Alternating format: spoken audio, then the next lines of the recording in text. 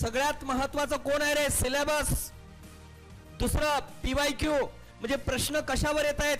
मागच्या अनेक वर्षापासून प्रश्न याच टॉपिकवर पुन्हा पुन्हा फिरत असतील तर ते टॉपिक अगोदर प्राधान्यानं घेणं गरजेचं आहे आणि ते टॉपिक करे अगदी व्यवस्थित करणं गरजेचं आहे. आणि जेवढं ज्या टॉपिकवर प्रश्न दरवर्षी विचारला जातात त्यावर जर जास्तीत जास्त रिव्हिजन केलात तर मग कन्फ्युजन होणार नाही. बऱ्याच विद्यार्थ्यांना काय प्रश्न पडतो मी सांगतोय तुम्हाला की ते काय करतात रे, पेपरमध्ये गेले की 2-2 पर्यायामध्ये कन्फ्युजन होतं. हे आहे का ते उत्तर आहे, जुलै 1918 आहे का काय ते लक्षात येत नाही. वाचलेलं वाटतंय पण लक्षात येत नाही. त्याचं कारण आहे रिव्हिजन कमी पडणे.